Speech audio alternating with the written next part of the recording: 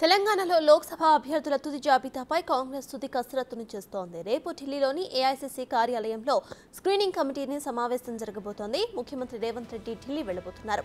ఇప్పటికే 9 నియోజకవర్గాలకు కాంగ్రెస్ అభ్యర్థులను ప్రకటించింది. మిగతా స్థానాలకు ఇప్పటికే చర్చలు జరిగాయి.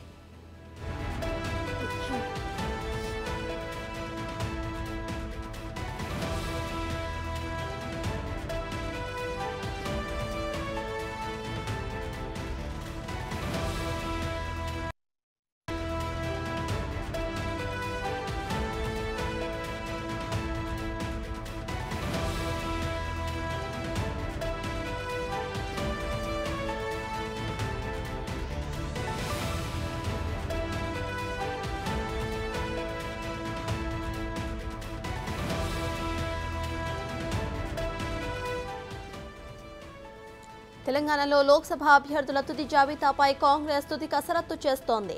రేపు ఢిల్లీలోని ఏఐసీసీ కార్యాలయంలో స్క్రీనింగ్ కమిటీ సమావేశం జరగబోతోంది. ముఖ్యమంత్రి రేవంత్ రెడ్డి ఢిల్లీ వెళ్లబోతున్నారు.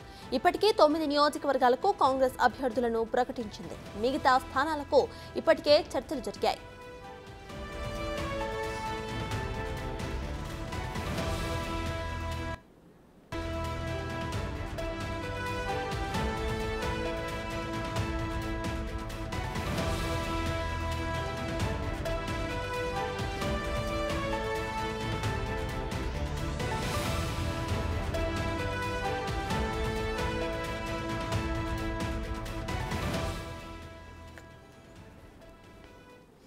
రేపు ఢిల్లీ ఏఐసీసీ కార్యాలయంలో అయితే స్క్రీనింగ్ కమిటీ సమావేశం జరగబోతున్నట్టు తెలుస్తోంది. ఇదే విషయంపై పూర్తి డీటెయిల్స్ ను మా డిప్యూటీ బ్యూరో చీఫ్ సాదిక్ అందిస్తారు. సాదిక్, చెప్పండి, రేపైతే ఇటు టీ కాంగ్రెస్ స్క్రీనింగ్ కమిటీ సమావేశం జరగబోతున్నట్టు తెలుస్తోంది. సో ప్రెసెంట్ అప్డేట్స్ ఏంటి? ముఖ్యమంత్రి రేవంత్ రెడ్డి మంత్రి ఉత్తమ్ కుమార్ ఇద్దరు కూడా మరి కాసేపట్లో ఢిల్లీకి బయలుదేరి వెళ్తున్నారు. రేపు కేంద్ర ఎన్నికల కమిటీ సమావేశం ఉన్న నేపథ్యంలో అభ్యర్థుల ఎంపిక వడబోత కార్యక్రమం ఉండబోతుంది. ఇప్పటికే ప్రకటించినటువంటి అభ్యర్థులకు ప్రచారంలో పాల్గొనగా మరో 8 అభ్యర్థులకు స్థానాలు కేటాయించవలసి ఉంది. అయితే చాలా కాంపిటీషన్, భువనగిరి, వరంగల్ గానీ, ఖమ్మం లాంటి పార్లమెంటు సెగ్మెంట్ లో చాలా కాంపిటీషన్ ఉన్న నేపథ్యంలో వడబోత కార్యక్రమాన్ని పూర్తి స్థాయిలో కూడా చేస్తా ఉన్నారు.